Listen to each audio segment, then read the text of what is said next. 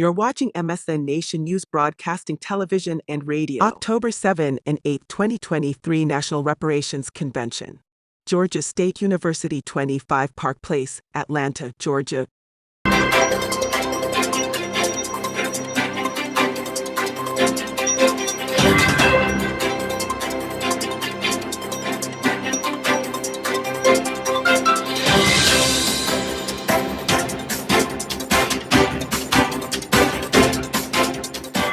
On Sunday, November 12, 2023, a 3-hour webinar was sponsored by the Afro-Descendant Nation, a national teach-in on reparations and self-determination.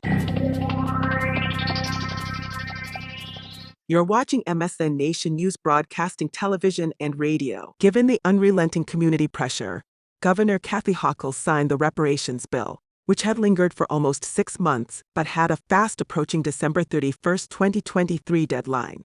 It happened on December 19, 2023, at the New York Historical Society in Manhattan, filled with electeds, activists, lobbyists, and reparation advocates.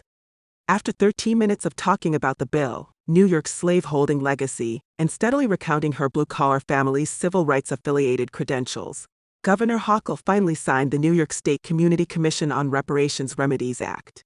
There was much fanfare, happy tears, and a sense of community achievement. Governor Kathy Hochul, a Democrat. Governor Hochul, thank you for being with us. And let me say at the outset that as it was argued in the New York State Senate and the New York State Assembly, and we had people like State Senator James Sanders in the Senate and Michelle Salongas in the Assembly fighting and pushing for this, and led by, of course, the Speaker Carl Hastie and the Senate Leader Andrea Stewart Cousins helping to advocate.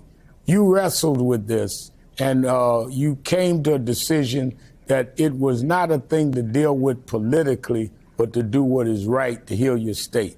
And I remember as we had the massacre of 10 blacks in Buffalo, and you went to just about every funeral and stood with those families.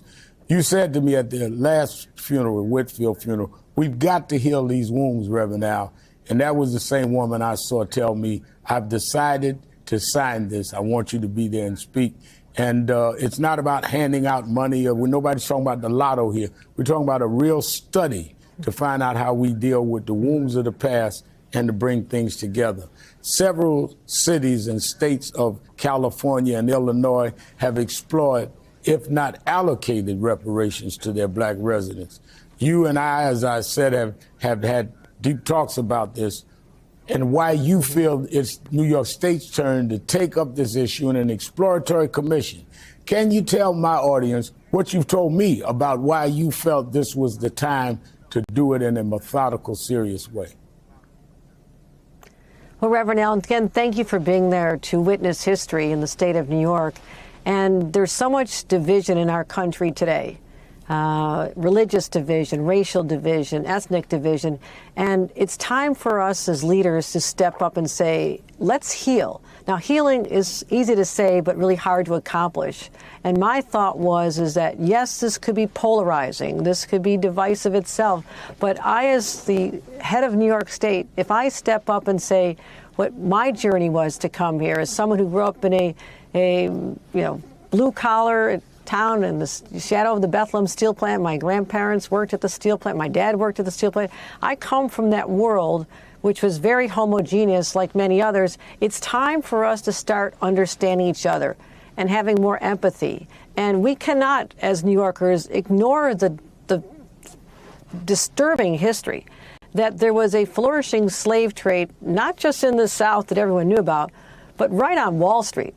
And those slaves literally built the foundation of our economy in the state of New York. And generations later, their families are not benefiting in any sense compared to whites when it comes to home ownership, when it comes to health outcomes. I mean, my God, the rates of infant and child and maternal mortality among black women and black children, it's as a mom, it's heartbreaking.